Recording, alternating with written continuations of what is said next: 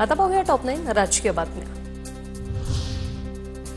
शरद पवार आणि अजित पवार उद्या पुन्हा एकाच मंचावर वसंतदादा शुगर इन्स्टिट्यूट मधील कार्यक्रमाला उपस्थित राहणार।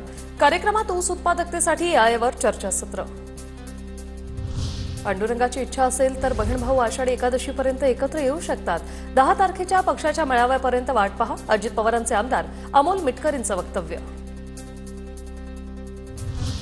पक्षाचा कोणताही निर्णय कार्यकर्त्यांना विश्वासात घेऊनच घेतला जाईल। दोन्ही पवार एकत्र येण्याच्या प्रश्नावर सुप्रिया सुळेंची प्रतिक्रिया।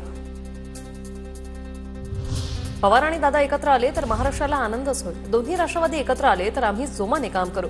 अजित पवारांच्या राष्ट्रवादीच्या अण्णा बनसोडेंची प्रतिक्रिया। 227 मुंबई पालिका वॉर्डाचा मनसेचा अहवाल तयार। गटाध्यक्षांच्या लेखाजोखाही राज ठाकरेंकडे सुपूर्द। मुंबईतील 36 विधानसभा मतदारसंघाच्या विभाग अध्यक्षांच्या केंद्रीय समितीच्या बैठकीत अहवाल सुपूर्द। जर्मनीतील उद्योग प्रकल्पांना महाराष्ट्र रेड कार्पेट देणार। जर्मनीतल्या उद्योजकांसाठी महाराष्ट्राच्या एमआयडीसीमध्ये 500 एकर भूखंड राखीव। मंत्री उदय सामंत यांची महाराष्ट्र युरोप बिझनेस फोरम कार्यक्रमात माहिती। लपवण्यासारखं काही नसेल तर माझ्या प्रश्नांची उत्तरं द्या। महाराष्ट्रातील मतदान केंद्रांवरील मतदानाच्या दिवशीचे 5 वाजल्यानंतरचे सीसीटीव्ही फुटेज जारी करा। निवडणूक आयोगाच्या स्पष्टीकरणानंतर राहुल गांधींचं ट्विट।